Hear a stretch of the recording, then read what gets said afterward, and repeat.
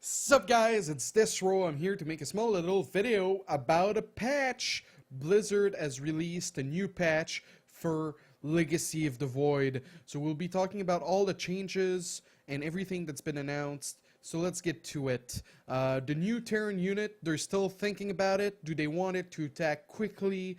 Do they want it to have high damage but very slow? Do they want the unit to be able to change modes? They're still not sure yet, but they've also been thinking about a different add-on for the factories, the barracks, the starports, new defense, new base defense structure. They have a lot of the things in mind, but the things they're considering the most right now is a new air unit. So that's pretty cool. One thing also is that they're nerfing mech.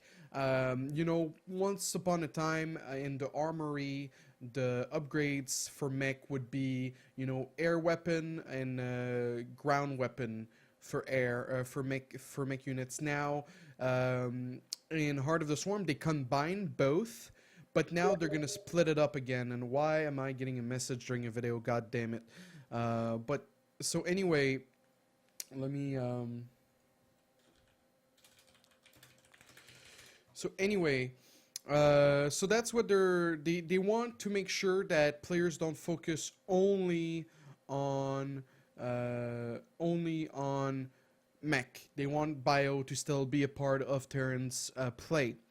Next up, we have the Reaper. The Reaper is getting something new. It's called the Grenade ability. This activated ability will allow Reapers to launch a grenade that deals damage and knocks unit in that area back.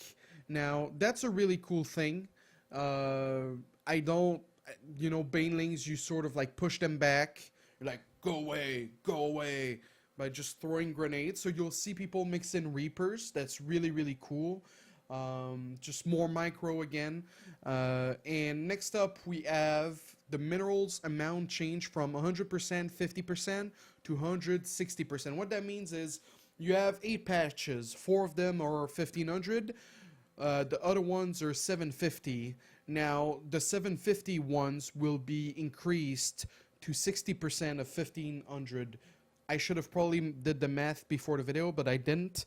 So it's just slightly more minerals because they don't want people to like be choking for minerals. They don't want too much pressure to expand, but they still want to speed up the game. Next up, which is the biggest change, which makes me really happy, warping duration reverted back to how it was. Now, that's the only thing that's changed. So your units will still take a lot of damage, 200% extra damage while warping in. So, as they said in their post, like, do you attack the units that are fighting, or do you try to focus fire those that are warping in? So, it's gonna help so much because 8 seconds is so long. It's, aggression, harassment, defense, everything was impacted when they made it 8 seconds. So now it's back to 4 seconds. That's just really great. Next up, the Adept, a small buff. The weapon damage point, the weapon's damage point changed from 4 to 0.167. I think that's just like the animation before like it throws the attack. It just throws it faster. So it's a little bit better to micro. Cyclone, heavily nerfed. Can no longer target air units. New upgrade allows Cyclone to target air, requires fusion core. So basically, no more Cyclone Rush kills your mothership core, kills everything else. No more shutting down Phoenix very easily. There's a lot that goes into it. No more sniping overlords. The list goes on. And now, Fusion Core takes quite a while. Fusion Core should be something that you get late game. So the Cyclone being useful in the late game is cool. It's just a little bit more expensive now to be useful with it. It's a good nerf. I like that. Makes a lot of sense. Next up, the Ravager. The Ravager, the weapon period change from 0.8 to 1.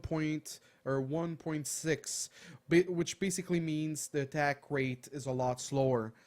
The weapon range also nerfed. It was at 6, now it's at 4.